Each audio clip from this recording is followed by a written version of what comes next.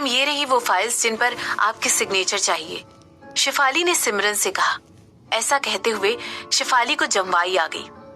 आखिर रात के 3 बज रहे थे। जहां शेफाली की थकान से इतनी बुरी हालत थी, वहीं कंपनी की मालकिन सिमरन अभी तक काम कर रही थी। सिमरन ने एक बार भी सर उठाकर सितारों से भरे चमकते आसमान की तरफ देखा भी नहीं।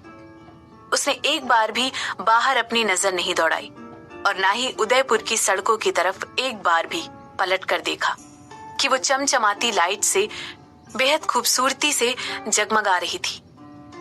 सिमरन का ध्यान अपनी ओर खींचते हुए शेफाली ने कहा, मैम कंपनी के डायरेक्टर्स आज दोपहर 12 बजे उदयपुर पहुंच जाएंगे और उन दोनों के रहने का इंतजाम मैंने अपने साथ करवा दिया है। सिमरन ने मुस्कुराते हुए शेफाली की हाँ में हाँ मिलाते हुए सर हिला दिया। शेफाली तुम अपने फ्लैट पर जाओ और जाकर थोड़ी नींद ले लो। तुम बहुत थकी हुई नजर आ रही हो और फिर कल हमें बहुत काम भी तो करना है। शेफाली सिमरन की बात सुनकर हाँ में सिर हिलाने से पहले थोड़ा हिचकिचाई और बोली, मैम थोड़ी चाय लेंगी या अगर आप चाहें तो मैं आपके लिए कॉफी भी ला सकती हूँ।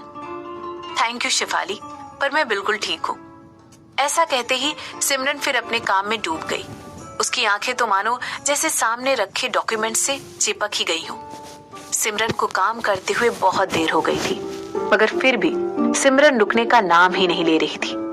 उसे अभी भी तुषार की उन 3 कंपनीज को आगे बढ़ाने के लिए बहुत सारा काम करना बाकी था। और क्योंकि सिमरन ने उन कंपनीज को हाल फिलहाल में ही अपने अंडर लिया था, इसीलिए उसे उनके बारे में पूरी इंफॉर्मेशन गैदर करनी थी। उसने शेफाली को वहां से जाते वक्त अपनी चीजें कलेक्ट करते हुए सुना। वो इस समय एक आलीशान पेंट हाउस में थी, जो कि उदयपुर से थोड़ा दूर था, लेकिन बेहद सुंदर और कंफर्टेबल था। जिस बिल्डिंग के टॉप फ्लोर पर सिमरन ठहरी हुई थी, वो पूरी की पूरी बिल्डिंग उसकी नानी के नाम पर थी। दरअसल थॉमसन्स भी बिजनेस वर्ल्ड का एक बहुत ही इंपॉर्टेंट नाम था और उसकी नानी के नाम पर कई रियल एस्टेट कंपनीज चल रही थी। जिस 2 बेडरूम के पेंट हाउस में सिमरन रह रही थी, ठीक उसके नीचे शेफाली का फ्लैट था, जिसमें शेफाली के साथ बाकी के 2 डायरेक्टर्स भी रहने वाले थे। सिमरन ने शेफाली को घर जाने की इजाजत इसलिए दी थी क्योंकि वो चाहती थी कि जब वो अपना काम करके वहां से उठे तब वहां कोई भी मौजूद ना हो। और शेफाली के जाते ही सिमरन ने घर में घूमकर सबसे पहले वहां का आलीशान किचन देखा। सिमरन को बहुत प्यास लगी थी, इसलिए उसने पानी की बोतल उठाई और ऐसा करते करते उसकी नजर सीढ़ियों की तरफ पड़ी, जो कि सीधा टेरेस की ओर जाती थी। और पानी पीने के बाद अचानक ही उसके पैर खुद ब खुद टेरेस की तरफ मुड़ गए। सुबह होने ही वाली थी। ऊंची बिल्डिंग्स के पीछे से सूरज बाहर निकलकर झांकने ही वाला था। सूरज की हल्की हल्की रोशनी मानो सारे आसमान में फैलकर उसे जगमगा रही हो, मगर इतनी रोशनी के बावजूद भी शहर में लगी स्ट्रीट लाइट्स की अपनी अलग ही खूबसूरती बरकरार थी। ऐसा लग रहा था कि सड़क में मानो जान सी आ गई है, जैसे पूरे शहर को किसी ने रोशनी से पूरी तरह नहला दिया हो, कि सब कुछ बिल्कुल एक सपने की तरह लग रहा था।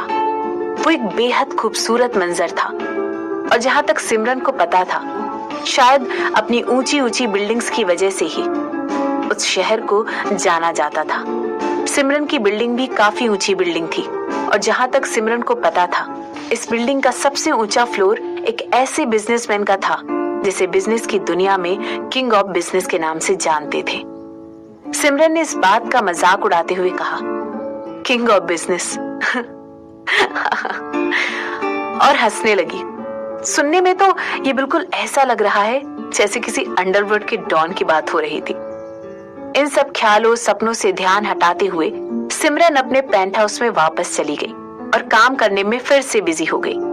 जिन कंपनीज को सिमरन ने अभी अभी एक्वायर किया था, उनके नए प्रोजेक्ट्स को लॉन्च करने से पहले बहुत सारा काम बाकी था।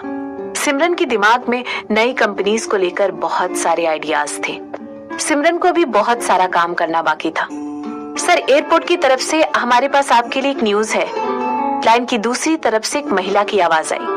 अगर मेरी नींद खराब करने से ज्यादा जरूरी है तो ठीक है, आगे बढ़ो और बोलना जारी रखो। आखिर बात क्या है? एक भारी दमदार आवाज में एक आदमी ने बोला। उस आदमी की आवाज इतनी तेज थी कि पूरी रूम में गूंज उठी। मुझे माफ कीजिए मिस्टर शशांक, दरअसल ये उस फोटो के बारे में है। शशांक एकदम से हड़बड़ाकर अपने बेड से उठा। उसकी सारी नींद मानो एक झटके में हवा हो गई। उसने एकदम से कहा, हाँ बताओ, क्या बात है? आज एयरपोर्ट पर मैंने सिम्मी जैसी दिखने वाली एक लड़की को देखा। हूबहू वही शक्ल, वही कद काठी। ये करीब 2 घंटे पहले की बात है।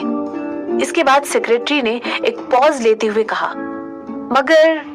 मगर क्या?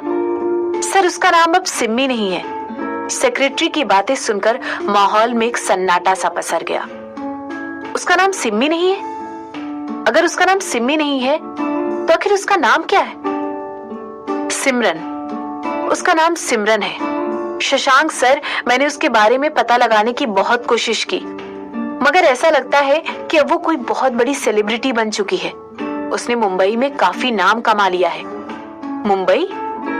हाँ जी सर, अब वो किसी कंपनी की सीईओ है। मुझे तो यहाँ तक खबर मिली है कि मुंबई में उसने अभी अभी अपनी एंगेजमेंट कैंसिल की है। आपको जानकर हैरानी होगी कि जिसके साथ उसकी एंगेजमेंट होने वाली थी वो भी कोई छोटा मोटा आदमी नहीं है। वो एक नामचीन बिजनेसमैन का इकलौता बेटा है और एंगेजमेंट तोड़ने का खामियाजा भुगतने के लिए सिम्मी को उनकी 3 बड़ी कंपनियां भी मिली हैं। उनका नाम मल्होत्राज है। जहां तक मुझे लगता है, सिम्मी के यहाँ वापस आने का मकसद उन 3 कंपनियों को आगे बढ़ाना है और वो इसी सिलसिले में यहाँ आई है। थॉमसन? इस नाम को बोलते बोलते शशांक की आईब्रोज ऊपर उठ गई। उसने इस नाम के बारे में पहले भी सुन रखा था, मगर सिमरन कैसे उनमें से एक बन गई? हाँ, ऐसा हो भी सकता है। आखिर सिमरन भला अच्छे कैरेक्टर की बिजनेस वुमेन थोड़ी ही है। उससे बड़े बड़े फंक्शंस में भी बहुत कम ही देखा जाता है। इसके अलावा किसी भी सोशल फंक्शन या पार्टी में भी वो दिखती ही नहीं है। हो सकता है शायद इसी वजह से बहुत से लोगों को उसके अतीत के बारे में कुछ भी नहीं पता हो।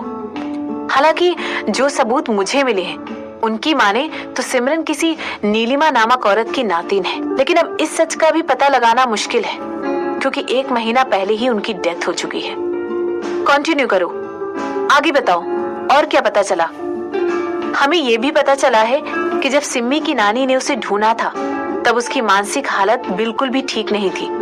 शशांक ने अपनी सेक्रेटरी की बात सुनकर अपना जबड़ा जोर से दबा लिया और कहने लगा, बहुत अच्छे, तुमने तो बहुत अच्छा काम किया है। इसके अलावा उसके बारे में जो कुछ भी पता लगता है पता लगाओ और मुझे तुरंत इन्फॉर्म करो। नहीं, इन्फॉर्म नहीं, तुम सीधा सिम्मी को ही मेरे पास लेकर आओ। हाँ, ये ठीक रहेगा।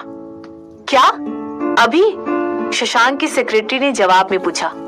हाँ, अभी, इसी वक्त जाओ और उसे मेरे पास लेकर आओ। ऐसा कहते ही शशांक ने बिना कुछ सुने कहे कॉल कट कर दी और उसके बाद उसने अपने मोबाइल फोन में टाइम देखा। रात के 3 बज रहे हैं। शशांक अपने किंग साइज बेड से बाहर निकला और उसके बाद उसने आगे बढ़कर अपने लिए अपनी फेवरेट बॉर्बन विस्की का एक ग्लास बनाया। जैसे ही उसने ग्लास में एक घूंट लगाया, बॉर्बन की गर्माहट उसके पूरे शरीर में फैल गई और वो पहले से भी ज्यादा चौकन्ना हो गया।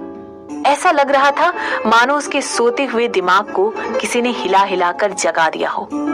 अब वो शांति से अपनी सेक्रेटरी की कही हुई बातों पर गौर कर रहा था।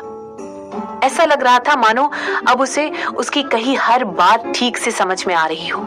उसने अपने लिए विस्की का एक और पेग बनाया और ऐसा सोचने लगा जैसे विस्की खत्म होते ही ग्लास के तले में उसे अपने सारे सवालों के जवाब छुपे हुए मिल जाएंगे।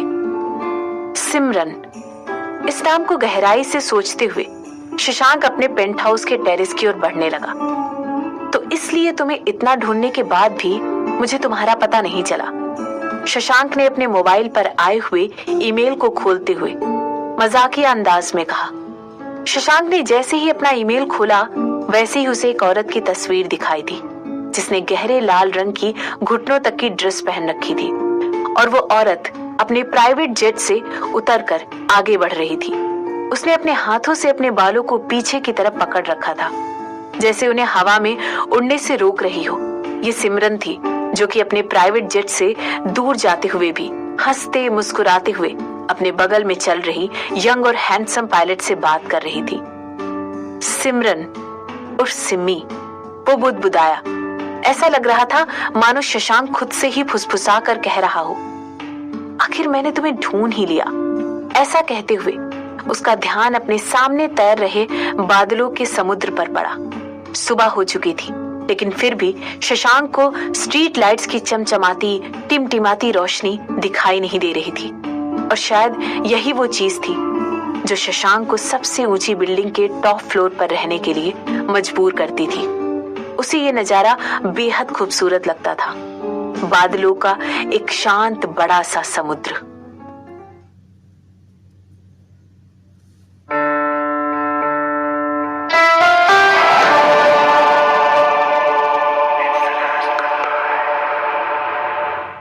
सिमरन सुबह के 10